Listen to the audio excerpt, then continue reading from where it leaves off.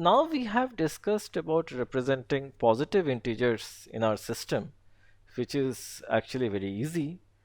So let us now discuss how to represent negative integers in our system using zeros and ones. So what's the problem? What we want to do is that given a negative integer, we want to assign a binary representation to it in terms of just zeros and ones. So consider a negative integer s.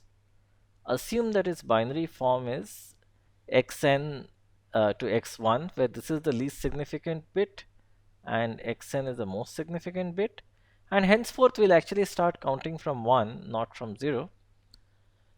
So now we can also, given this number over here which we are representing, we can also expand it to represent an unsigned. Unsigned means without a sign, assumed to be positive, number n. So we can interpret this binary sequence here in two ways. One is we can interpret it as an unsigned number, so we'll get n, or we can represent it as a number with a sign and we'll get s. So what we need to do is we need to create a mapping from the set of all the numbers with a sign, which can include both positive numbers as well as negative numbers, to a set of binary unsigned numbers called n. So this mapping would essentially tell us how to represent a number, be it positive or negative, using a set of binary bits. So let the set of positive and negative numbers be called S, and let each number, irrespective of its sign, positive or negative, be mapped to a sequence of binary numbers, and we can alternatively interpret this number as a positive number, and let's call this set as n. If we find a mapping, we'll be able to represent both positive as well as negative numbers using a binary representation. For the positive numbers, we already have some idea from our previous discussion, but our previous discussion does not cover negative numbers, so this needs to be covered over here. So let's now take a look at properties of the mapping function. So preferably you need a one-to-one mapping, which means that given a certain signed number, it needs to have only one binary representation. So also the thing is that all the entries in the set S that we need to map should be mapped. It should be easy to perform arithmetic operations on them, such as addition and subtraction.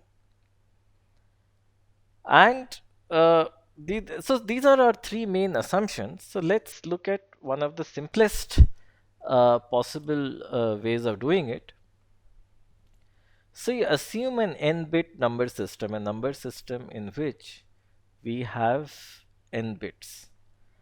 So n bits basically means that in our number system we will represent every number by a sequence of n bits, right? N binary bits, where they can be from xn to x1. Every number will be mapped with n bits. So we also want to introduce this function sign bit u, which if u is less than 0, if the number is less than 0, this sign bit will return 1. If u is greater than or equal to 0, it will return 0. So essentially the number is positive or 0, the sign bit is 0. If the number is negative, the sign bit is 1. So this is a function that we want to introduce. So let's first look at a very simple kind of representation called a sign magnitude based representation. So here what we do is that the way we define the mapping is something like this, that we define a function fu where u is, where u can be a negative number or a positive number. So we consider the sign bit, multiply it with 2 to the power n minus 1 and add it with the absolute value of u, or alternatively we can think that the absolute value of u is the least significant portion of the representation, and the sign bit, which is negative, which is 1 if the number is negative, is the MSB of the representation. So this number system is actually very simple. So let's look at an example. So let's consider minus 5. So minus 5, we first take the binary representation of plus 5, which is 101, and its sign bit is equal to 1 because the number is negative. So this is the representation that we have. If we consider plus 5, that's also very easy. We take 101 and we treat the most significant bit as 0. So one thing that we can immediately see over here is that this number that we have in this representation, a positive number is being represented in exactly the same way as we had discussed. For a negative number, we just add a 1 before it. Consider one more example, minus 3. So we first write the representation for plus 3, and then we add a 1 as the MSB digit because the number is negative. So what are the problems? There are two representations for 0. So 0 can, both of these are valid representations because the rest of the bits are all 0, and the sign bit is either 0 or 1, where, it does not matter. But still, there is a problem in the sense that you're having a positive 0 and a negative 0. So addition and subtraction are difficult. We can clearly see if we just regularly add them as binary numbers, then there is a problem. So the most important takeaway point is, yes, we introduced a sign bit. The sign bit did have some advantages, no doubt. However, it introduced more problems than it could solve. For example, there are two representations of 0, which is something that we don't want. So now let's look at the ones complement representation, which is very simple. Let's first look at the examples. So if you have plus 3, it gets represented in the same way as other positive numbers, as 0, 0, 1, 1. If we consider minus 3, what we do is that we just invert every single bit of 0, 0, 1, 1 to get 1, 1, 0, 0. Similarly, if we consider plus 5, we take the regular unsigned representation of plus 5, which is 0, 1, 0, 1. And if we consider minus 5, then what we basically do is that we invert every single bit of plus 5 to get minus 5. Here also you will notice that the notion of the sign bit has also come, in the sense that for numbers that are positive, the MSB, the most significant bit, is 0, and for numbers that are negative, the most significant bit is 1. So in a sense, the notion of the sign bit has also come, that positive numbers will start with a 0 and negative numbers will start with a 1, which helps us distinguish between positive and negative, but it does not confer any more mathematical properties. So let's look at the problems of this representation. The problems of this representation are like this, that there are two representations for 0, which is something that we wanted to avoid. So 0, 0, 0 is also 0 and 1, 1, 1 is also 0. And this is not in our best interest, in the sense we didn't want it.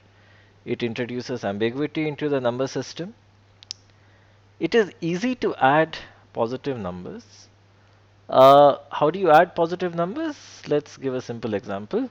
Let's assume a number of the form 3, 0, 0, 1, 1, and you want to add this 3 plus 2. Well, you can do simple binary addition as you do decimal addition. So you add 1 and 0, you get 1.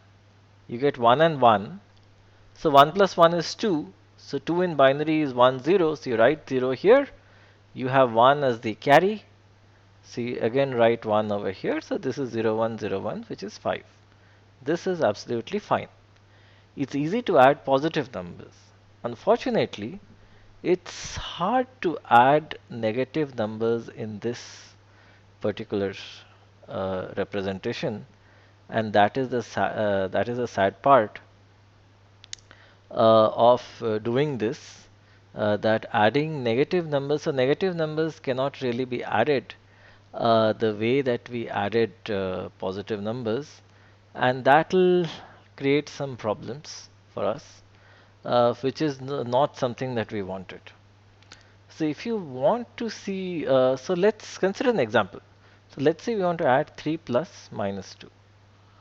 So which is 3 minus 2? The answer should be 1. So 3 is 0, 0, 1, 1. Minus 2 is, well, let's consider plus 2. This is plus 2. So we invert every bit of it. 1, 1, 0, 1. Then let's add them. So 1 plus 1 is 0 and the carry is 1. Because 1 plus 1 is 2. So the carry is 1. 1 plus 1 is again 0, 1. 1 plus 1 again 0, 1. Again 0. So clearly this answer is not correct, this answer is wrong, and this produces an output carry of 1, which is again, not correct. So the answer should have been equal to 1 over here, which is clearly not the case. So we do not have a number system where it's easy to perform arithmetic operations on both positive and negative numbers. So, but nevertheless, the point to note is the idea of a complement, that we can take the complement of every bit and try to represent that as a number. So there can be some merits to it, but well, so we have seen two ideas, the idea of a sign bit and a complement. Individually, these ideas are not that strong. So before we move forward, let me explain this formula that I have skipped. So here, what are we trying to do? We are considering a number u which can either be positive or negative. We are trying to map it. So this is a set S. We are trying to map it to a sequence of binary numbers, a sequence of binary digits where n is its unsigned or positive form. So for positive numbers, we do nothing. It is u itself, where u is greater than or equal to 0. And for negative numbers, what we do is we take the value of u and we complement every single bit of it, where the tilde sign is also the sign for a bitwise complement. Alternatively, what we can do is that, so you consider minus 3. How did we get here? We took 0, 0, 1, 1 and we essentially subtracted this number from this number. So if you subtract anything from 1, you actually get its complement. We can clearly see why. 1 minus 1 is 0, 1 minus 1 is 0, 1 minus 0 is 1, 1 minus 0 is 1, which is, lo and behold, the representation for minus 3. These methods are algebraically equivalent. So let's say given a Boolean variable x, if I consider x complement, that is also the same as 1 minus x. Why is this the case? Assume that x is 0.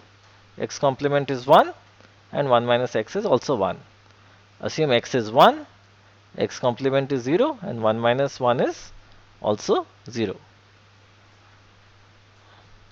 So what we are doing over here is that, so 2 to the power n minus 1 in a 4-bit number system would be 15, which is represented as all ones. So take a complement of a number, we can also subtract its absolute value from 2 to the power n minus 1. So we'll get the complement of the number. So there are two ways of thinking about how to take a ones complement. One is we take a complement of every single bit, or we subtract the number from 2 to the power n minus 1. In this case, n is 4 because we have 4 bits. So 2 to the power n minus 1 is 15. So we can subtract it from 15. In a sense, it's equivalent to complementing every single bit. So as we discussed, this approach has its set of problems. The biggest problem is there are two representations for 0, and adding a positive to a negative number or a negative to a negative number is hard, and this is not something that we would want to do. So then let's consider one more approach called a bias based approach, which is used in a different number system. We'll have a chance to talk about it. So you consider a 4-bit number system with a bias equal to 7. So what are we trying to do? We are saying that you take any number, its representation is a number plus the bias. Fine. So let's see minus 3. Its representation would be minus 3 plus 7. So minus 3 plus 7 is equal to 4, and its binary representation is 0, 1, 0, 0. Similarly, if you take plus 3, it will be 3 plus 7, which is equal to 10. And this is exactly what we have, 8 plus 0 plus 2 plus 0, which is 10 in decimal. If you want to add two numbers, it's easy. So in this case, addition of numbers is easy. All that we need to do is the representation of u plus v, f of u plus v, is fu plus fv minus bias. So we can clearly see why that's the case. Let's say I want to do 3 plus minus 3. So this would be equivalent to adding 4. Sorry. So basically we are adding 0, 1, 0, 0 plus 1, 0, 1, 0. So this is 0, 1, 1, 1. So this in decimal is 14. Then we need to subtract the bias, which is equivalent to 7. So if we subtract this in decimal, we get 7. And what is 7? 7, well, is the representation for 0, because in our system f of 0, the representation of 0 is 0 plus the bias, which is 0 plus 7 equal to 7. So what do we have? We have f of 3 plus minus 3 is equal to f of 0, which is exactly the answer that we wanted. So the advantage of this system is that there is only one representation for 0, which is the bias, and 0 for 0, two representations are not there. The other is that doing addition and subtraction is fairly easy. There is absolutely no problem in doing an addition. Subtraction can be slightly difficult, not very difficult though. So if you consider subtraction, so let's try to subtract f of 3 minus 3. So this is essentially equal to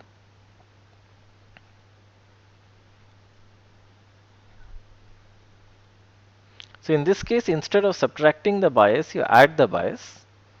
So this is equal to 7, which is the same as. So subtraction is also easy, but multiplication is difficult. So now we have seen three kinds of systems. One was the ones complement system. One is this particular approach, which is the bias based approach, and other was the sign magnitude system. So let's now discuss one approach which is used, and it is used for a very good reason, that it has very good. So what are the reasons once again? The reasons are we need one representation for 0. That is point number 1. We should have some nice mathematical properties in the sense that we should be able to nicely add and subtract and multiply the numbers, maybe not divide. So all our previous representations were simple, but they fell short. So let's do one thing. Let's consider the set of all 4-bit numbers and try to represent them as a circle. So this is called a number circle. So let's just consider 0, 1, 2, 3, 4, 5, 6 till 15, and from 0 till 15. So each one of them I have its binary unsigned representation. And so one thing that you see is that at 15 and 0 I have placed a line like this as a discontinuity.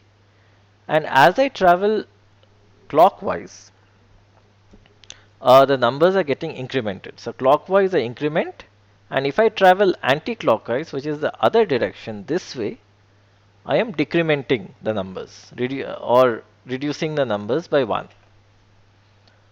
So what I can do is I can do something really interesting. I can take the same number circle and use the concept of the sign bit. So I can treat all of these numbers from 0 till 7 as positive numbers, and after 7 uh, I can treat them as negative numbers, but I'll treat them in a negative number in a special way. So after 0, 1, 1, 1, the next number is 1, 0, 0. So let me call this minus 8, and then minus 7, minus 6, minus 1, and so on. So the red ones over here are my set of negative numbers. So note that in this case, the point of there is no discontinuity at this point. So you have minus 1 here and 0 here, but there is a point of discontinuity over here that we call the breakpoint. So let's now take a look at some of the salient features of making a number circle like this. As I move clockwise, I essentially increment the number other than at the breakpoint. So as you see, as I move clockwise, I'm incrementing the number. So this is feature number one, that this clockwise increment is there in this particular number circle. Second, the notion of the sign bit is there in the sense that if you take a look at all the positive numbers, their MSB or the most significant bit is 0. And if you take a look at all the negative numbers, their MSB or the most significant bit is equal to 1. So in that sense, the notion of the sign bit is there and it has been preserved. So this will come useful.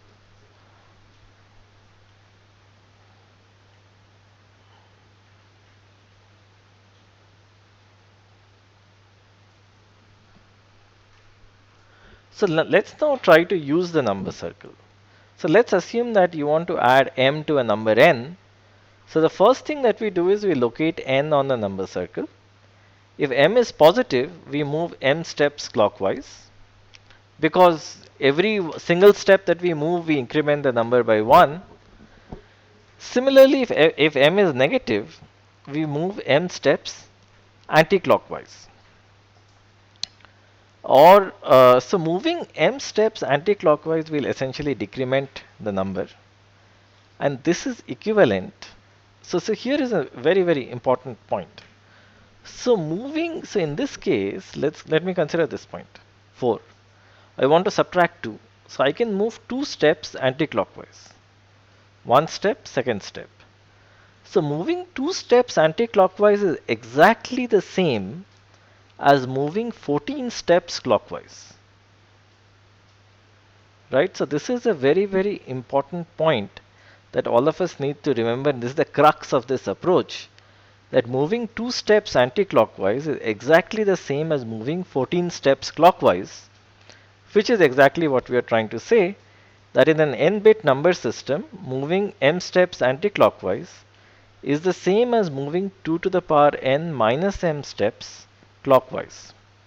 Clearly, if we cross the breakpoint, we can have an overflow, which means that the number is too large or too small to be represented, but we'll discuss such special cases later. So keeping these things in mind, let us define the 2's complement notion.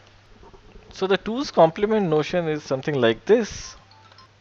So we'll represent positive numbers as we were doing, as long as a number is between 0 and 2 to the power n minus 1 minus 1. So in a 4-bit number system, 2 to the power n minus 1 is 2 to the power 4 minus 1 and minus 1. So this comes out to be 2 to the power 3, 8 minus 1, which is 7. So as long as a number is between 0 and 7, all inclusive, we will represent it as u, which is exactly what we are doing in the number circle, that a number between 0 and 7, let's represent it as the unsigned binary representation of the number itself. However, if a number, the moment it becomes negative, then what we will do, and the number is between minus 2 to the power n minus 1, which is like in a 4-bit number system minus 8 and 0, we will represent this as 2 to the power n minus the absolute value of u. So this is very interesting why this is done. So let's start from point 0. Let's assume that I want to represent minus 5. So minus 5 is the same as 0 minus 5. So I should walk 5 steps anti-clockwise. So 1, 2, 3, 4, and 5, I reach over here. So as I said, the crux of the idea is walking 5 steps anti-clockwise is also walking 11 steps clockwise. So the representation of minus 5 should be the same as walking 11 steps clockwise, which is plus 11. And you would see this is exactly the case, that we have 8 plus 2 plus 1, which is plus 11. So this is exactly what is being shown in this formula over here, that in the number circle, representing a number of the form u where u is negative is the same as 2 to the power n minus the absolute value of u. So this is like walking u steps, absolute value of u steps anti-clockwise from 0, or moving these many steps clockwise. So fu in this case is the index of a point on the number circle, and this will vary from 0 to 2 to the power n minus 1. So simple examples for plus 4, what do we do? For plus 4, what we do is we represent it, it's within the range of the number system 0 and 7. So we represent this as 0, 1, 0, 0. For minus 4, the way we represent this is very simple. We just do 16 minus 4, which is 12. And this is exactly the representation of 12 in the binary system, which is 8 plus 4 is 12. Similarly, for plus 5, what we do is that we represent this as a regular unsigned binary integer, which is 0, 1, 0, 1. And for minus 3, well, it's very simple. We just to take a look at the formula over here, and its representation will be 16 minus absolute value of 3, which is plus 13. And this is plus 13 is 8 plus 4 plus 1, which is 12 plus 1 equals 13. Now let's consider properties of the 2's complement notation. So typically in any notation, the first property that we look at is the range of the number system. So what we had seen is that for a 4-bit number system, the range was between minus 8 to plus 7. This can be extended to an n-bit number system, where the range is between minus 2 to the power n minus 1. So you can substitute the value of 4 over here and you'll find it's minus 8 to plus 7. So this is the first property. So one thing that we can infer from here is that we have one more negative integer than the number of positive integers. But that is because we have to accommodate for 0 also. There is a single unique representation for 0, which is all zeros, which is a very good thing. This is something that we wanted. The most significant, so the third property is that the most significant bit of fu, which is the representation of a signed number in this notation, is equal to the sign bit of u. So why is this the case? Let's go back to the number circle, and the answer is there. So if we consider all the positive numbers, their most significant bit is 0, which is the sign bit of the number.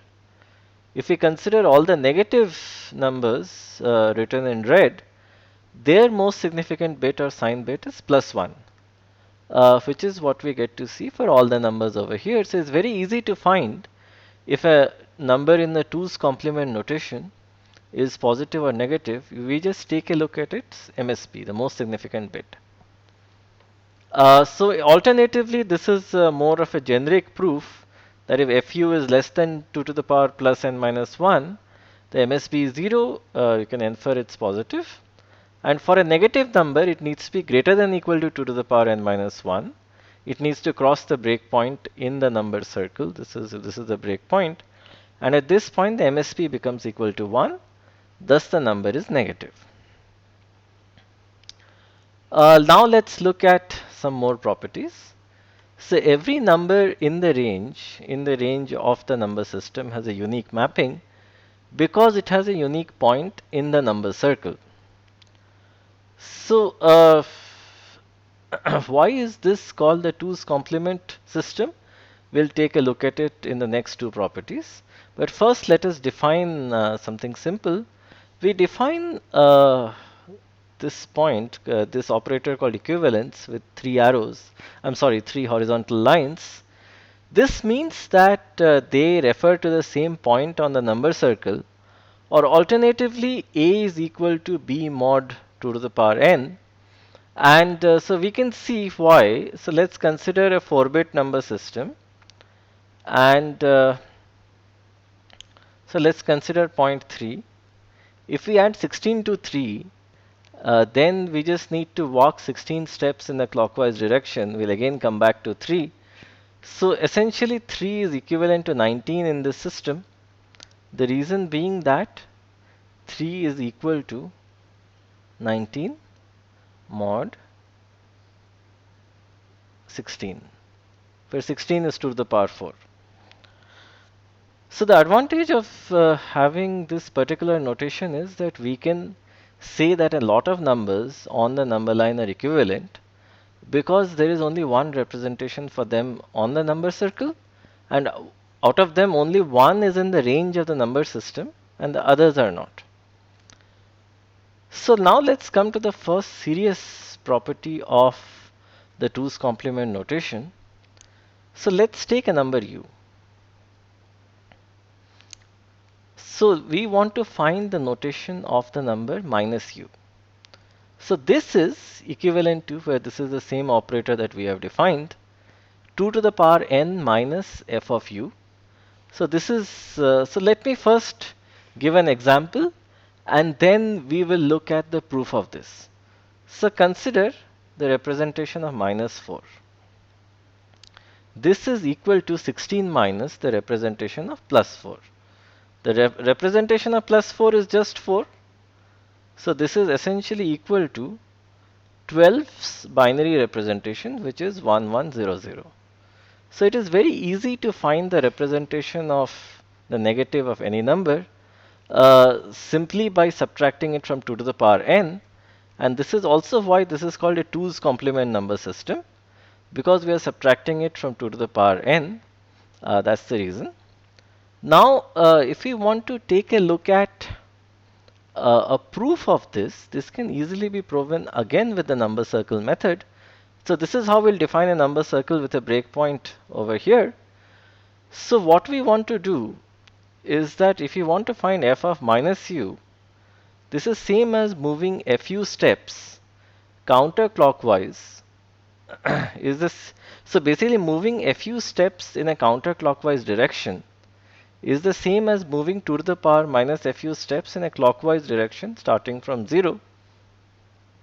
So what we are saying is that assume, let's consider if u is positive, then we'll have f of minus u is 2 to the power n minus u.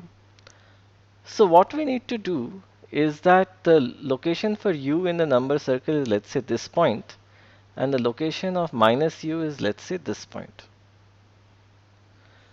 So f of minus u we can get by essentially starting at 0 and walking 2 to the power n minus u steps in a clockwise direction, which will bring us exactly over here. Because if you walk 2 to the power n steps, we'll again come back at the origin, and at this point we'll exactly reach 2 to the power n minus u, which is exactly the same as walking minus u steps in the counterclockwise direction. So what we can see is that if u is positive, this relationship holds. Similarly, if u is negative, it's also easy to prove this same relationship. This I leave for the reader. But the important point to note in this number circle based logic is that walking u steps in a certain direction is same as walking 2 to the power n minus u steps in the opposite direction. This is a very important point to understand for all of us, that in a number circle, When you're walking in one direction, you're incrementing. Walking in the other direction, you're decrementing. So when we, let's say, want to compute the notation of minus u, f of minus u, so minus u basically means that we start at the origin and we move u steps in the counterclockwise direction, which is exactly the same as we move fu steps in the clockwise, uh, I'm sorry, which essentially means that we move 2 to the power n minus fu steps in the clockwise direction to reach the same point. So now let's take a look at some of the basic properties of a 2's complement number system and see how, what's the real advantage of this. So actually the 2's complement system has some wonderful properties, mathematical properties, and that's very interesting. So let's do one thing. Let's start at a point u. So what we want to prove is a basic rule for addition, that f of u plus v, where we are adding two numbers, their representation on the number circle, the point, is the same as fu plus fv. So this basically means that we can add the representations of u and v. We can just do a simple binary addition, and that will be the representation of u plus v. So what do? We start at point u. Its index is fu. So let's first assume that v is positive. So then we move v points clockwise and we'll arrive at fu plus v. So its index will be equal to fu plus v mod 2 to the power n, and since v is equal to fv, we will have this relationship, which is exactly equal to this relationship, is just equal to represented by, substituted by the equivalent sign. So we will thus have for positive v, f of u plus v is exactly the same as fu plus f of v. So let me give an example to explain this point. Let's assume we want to add 2 plus 3 in binary. So the representation of this would be 0010 plus 0011. Right? So basically we can say that f of 5, which is 2 plus 3, is equal to f2 plus f3, which is equal to 0010 in binary plus 0011, which is 0101. Now let's consider v to be negative. So if we consider v to be negative, what do we need to do? We need to start at the point u on the number circle with representation fu, and we need to move modulus of v points anti-clockwise. So this is the same as moving 2 to the power n minus mod v points clockwise. So we will then arrive at fu plus v. Since fv is equal to 2 to the power n minus mod v, the index fu plus v, this number will be equal to fu plus 2 to the power n minus mod v, mod 2 to the power n, of course, which is equivalent to fu plus fv mod 2 to the power n. So what we see is that this relationship holds for both positive v as well as negative v. So let's consider again an example. Let's assume that we want to compute 2 plus minus 4 in binary. So the representation of 2 plus minus 4, what we are seeing is f of 2 plus f of minus 4. So f of 2, if we consider in binary, is 0010. If I consider f of minus 4, that is essentially equal to f of 12, 16 minus 4, which is 0010 plus 1100. So let's proceed and add, no problem.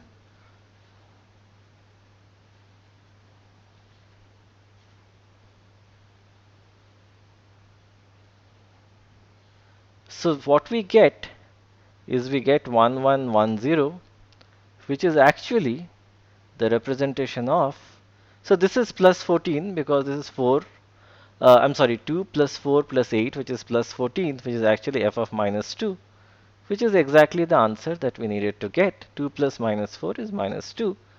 So what we can see is that both for positive v as well as negative v, if we need to add two numbers where they are represented in their 2's complement binary notation, we just simply need to add them, and the final result will be the representation of what the final result should be.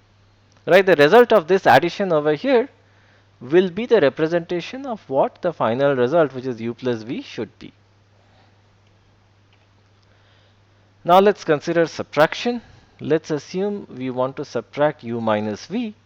So this from the previous theorem is fu plus f of minus v, which is fu plus 2 to the power n minus f of v. So subtraction in a sense is the same as addition. You just compute the 2's complement of fv. So let's consider an example. Let's say that I want to subtract in a 4-bit number system 3 minus 5. So this I can write as f of 3 plus 2 to the power n, which is 16, minus f of 5. So we'll be writing in both binary and decimal notations. The notation needs to be sort of inferred from the context. So in this case, f of 3 is equal to 3. So I'm not writing it in binary to just keep the representation simple. And f of 5 is equal to 5.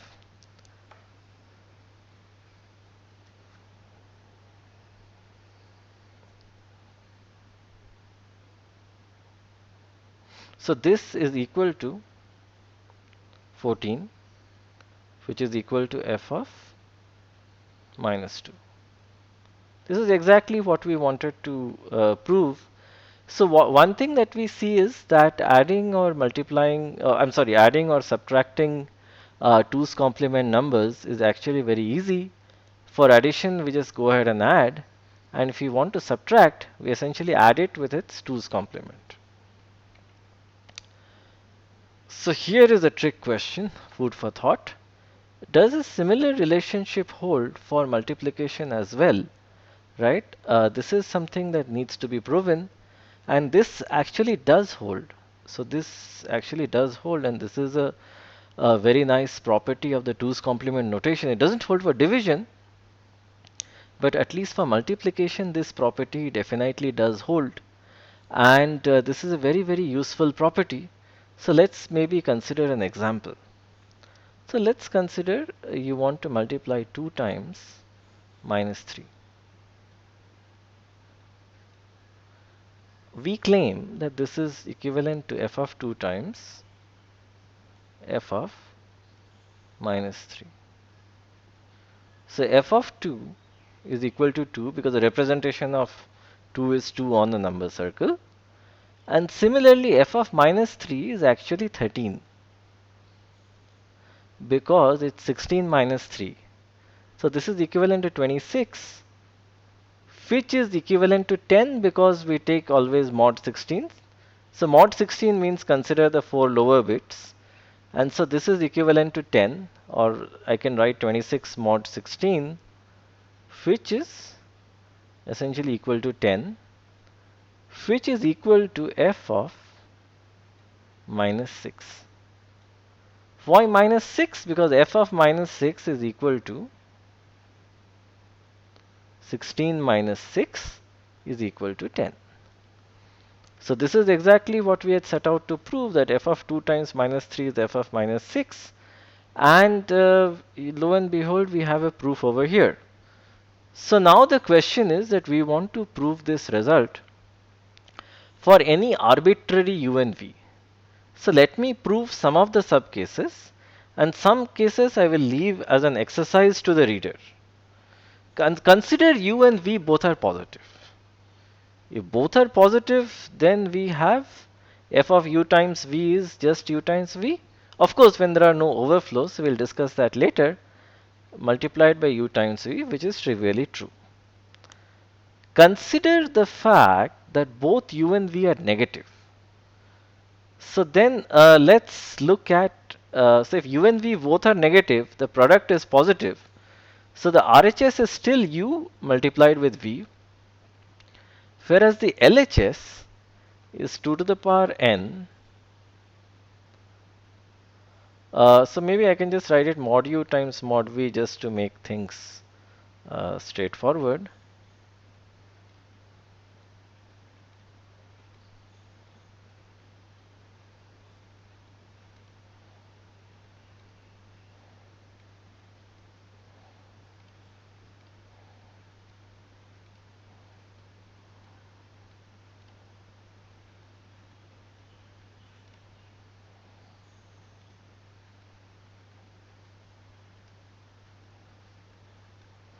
So since we take all of these numbers mod 2 to the power n, so why do we do that? Because the range of the number system is n bits. More than that we can't represent. So since we take everything mod 2 to the power n, we can cancel out all of these terms. So since this term gets cancelled and this term gets cancelled, what we are left with is mod u multiplied with mod v, and thus LHS is equal to RHS. The only other case that we need to prove is when u is positive and v is negative. And when u is negative and v is positive is an exactly symmetric case, so we just need to prove one. So so the reader needs to prove the case when u is positive and v is negative. The reader needs to prove this result, and this I leave as an exercise. So how do I compute the 2's complement very quickly? Well, let's take a look at what needs to be done. Uh, so one thing that can be done is that, let's say I want to compute the 2's complement of 4, minus 4. So in this case, what do I do? What I do is that I do 16 minus 4, which is 12.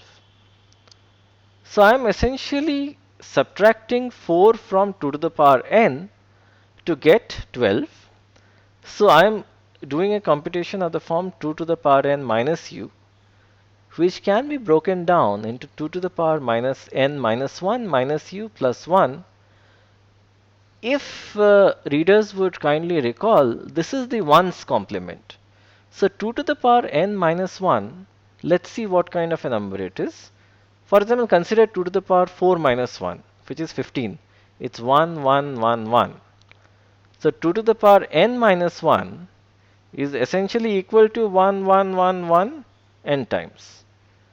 So this minus any binary number at every point would just assume you have a 1 over here, you'll get a 0 here. You have 0 over here, you'll get a 1 here. So you just get the complement of the number. So this is called the 1's complement. So what we can do is that we can take the 1's complement and add 1 to it, which is exactly what we get to see in this particular representation. This is a nice way in binary to actually get the 1's complement of a number and to add 1 to it. So for example, if we want to compute minus 4, we first find the complement and then add 1 to it, and this is the representation of minus 4. Now let's take a look at one more trick in the realm of 2's complement numbers. It's called sign extension. So suppose we convert a n-bit number to a m-bit 2's complement number, right? So the idea here is that assume that this is a 4-bit number and you want to convert it to an 8-bit number. So what do you do? So assume that the number is positive. So in almost all proofs, we sort of divide it into two subcases. In one subcase, the number is positive, and in the other subcase, the number is negative. So let's consider that I have a number of the form in a plus 4 represented in binary 0100, and I want to convert it into an 8-bit positive number. All that I need to do is that in the 4 MSP positions, most significant positions, I add 4 zeros. So this is a valid representation in a 8-bit number system. Now let's assume that the number is negative. So let's consider minus 4. So minus 4's representation is 1100 in the 2's complement system. So we need to calculate what would be the representation of minus 4 in a 8-bit number system, right? So minus 4, how do we get this number? This is actually the decimal form is 12 and this is 16 minus 4. In 8 bits, we need to compute 2 to the power 8 minus 4. So 2 to the power 8 is 256 minus 4. So let's do a little bit of algebra. So let's assume, so this is the representation of number in the m-bit number system. This is the representation of the number in the n-bit number system. So let's just subtract. If we subtract, we get 2 to the power m minus 2 to the power n. So if we would actually subtract it, what we would find is the result is 2 to the power n plus 2 to the power n plus 1 till 2 to the power m minus 1. So maybe just giving an example, let's say you want to subtract 2 to the power 4 minus 2 to the power 2, which is 16 minus 4, which is 12, right? So the claim here is that this is equal to 2 to the power 2 plus 2 to the power 3, which is 4 plus 8. So this is a very easy identity to prove, and so I leave this to the reader. But the interesting part is that if I take this expression and I convert it into binary, what I would get is that I would get n zeros and the remaining m minus n ones. Alright? So this is exactly what I would get, that I would get n zeros and m minus n ones. Now assume that the representation in a 4-bit number system of a number of the form minus u, right, where u is positive, is 2 to the power n minus u. And let's say in an 8-bit number system, we have this equal to 2 to the power m minus u, where n is 4 and m is equal to 8. So what we have this relationship over here, that f of 8 minus u is actually equal to 2 to the power n minus u, which is again an n-bit number, right, which is an n-bit number, plus this expression over here, where the first n bits are all zeros and the remaining ones are all ones. So I would consider a relationship of a number of this type, which has m minus n ones and the rest n are zeros, right? So if I add this number plus this number, what I will get is that the first m minus n positions, will still be, the first m minus n positions will still be ones, and then the remaining positions over here will be occupied by whatever is the representation of 2 to the power n minus u, right, for the remaining n positions. Since this number is negative, the MSB of this part will also be 1 and the remaining will be 1s. Alright? So the important point to note is that whatever is the representation in the 4-bit number system, so let's again consider f of minus 4. F of minus 4 in a 4-bit number system was 1100. So f of minus 4 in an 8-bit number system will first be 1100 and the rest, all the positions will be equal to 1. So the readers can manually verify that this is exactly what comes via another calculation, which is 256 minus 4. So this is also the representation of 252. Alright? And so what we see is that the sign bit over here, we can think of it as getting replicated across the rest of the new positions. This is exactly what was happening for positive numbers, that the sign bit for the 4-bit number was getting replicated across the new positions. that new positions to the left, and here also the sign bit is being replicated towards the new positions on the left. So this trick is called sign extension, that to convert a negative number from a n-bit number system to an m-bit number system, you add m minus n ones in the most significant MSB positions. So what we can do, just summarizing and closing the discussion, is that in both cases extend the sign bit by m minus n positions. For example, if I want to convert from a 4-bit to an 8-bit system, uh, number system, and my number is 0010, all that I do is I add 4 zeros to the left of it. If I have one number of the form 1011, I just add 4 ones to the left of it. So essentially I take a look at the sign bit. Whatever it is, I just extend the sign bit or replicate it across the positions to the left. Now let's consider one more point, which is called an overflow theorem. So the overflow theorem is something like this. So let's assume that in a 4-bit number system, we want to add 5 plus 5. So 5 plus 5, the answer is 10. But 10 cannot be represented in 4 bits. The reason being that the largest number that can be represented is actually plus 7. So in this case, we say that we have an overflow, which means that the number cannot be represented in the particular number system. Similarly, if I add minus 5 and minus 5, it will be minus 10. But the range of the 4-bit number system is only till minus 8. So we can't do the addition. As a result, we'll also have an overflow in this case.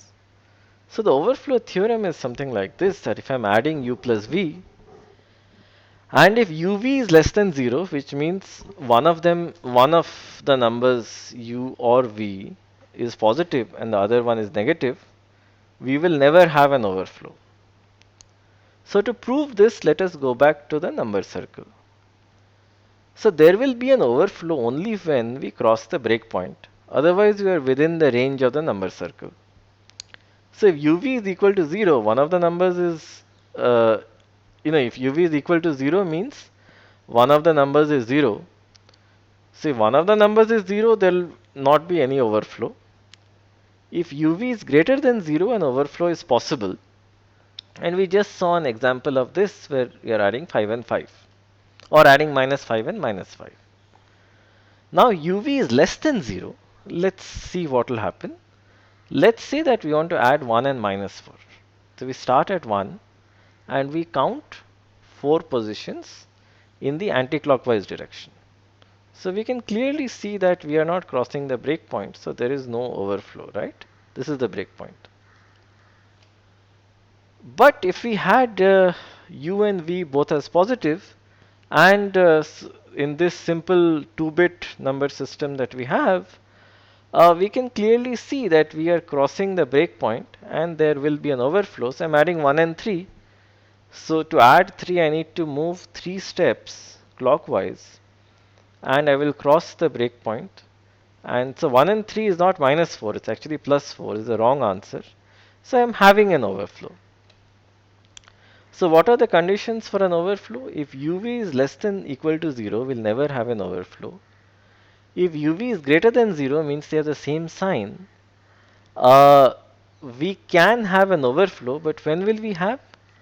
We'll have an overflow when the sign of the result is different from the sign of both u and v. Right? In this case, u and v both are positive, and we add them. If the result is negative, we know there is an overflow. Similarly, if let's say we are adding minus 3 and minus 2. So I can start at minus 3. To add minus 2, I need to travel 2 steps in the anti-clockwise direction. So I come here and then I come here, right? And so the answer that I get is plus 3, which can never be the answer because minus 3 and minus 2 are both negative numbers. So the answer cannot be positive. So then also I'll find that I am having an overflow. So in the book, there is a very detailed proof of this result. And so in the slides, this is our last slide, so we are not presenting a result. But I'll just give you an overview of the proof. But the detailed proof is there in the book, and I would request all readers to go to the book and take a look at the proof. So the proof goes somewhat like this. So let's go back to this example. So let's assume that, with no loss of generality, u is positive and v is negative, right? uv is less than 0. So if we start at a positive point, to have an overflow, I need to sort of cross this breakpoint, right? So to cross this breakpoint, so let me assume by contrapositive that you can have an overflow. So the best possible way that I can have one, to maximize my chances, I would like to make u as small as possible and the absolute value of v as large as possible. So the smallest value of u that is not negative is 0. And the largest absolute value of v is actually 4, so the v will become minus 4. So if I add 0 plus minus 4, I will still come over here, which is in the range of the number system, and I will not cross the breakpoint. Right? So basically, whatever I do, I will not be able to cross the breakpoint, and thus I'll not have an overflow. So this is a very high level hand wavy kind of proof, but a better proof and a very rigorous mathematical proof is there in the book. That's the reason I'm asking you to go there. And similarly, if I consider any other example, let's say I start at 2, I need to travel more than 7 steps to actually cross the breakpoint and sort of need to add minus 7. And since minus 7 is not in the range of the number system, we'll not have an overflow. So this is why if one of the numbers is positive and the other is negative, or the other is 0, we will not have an overflow.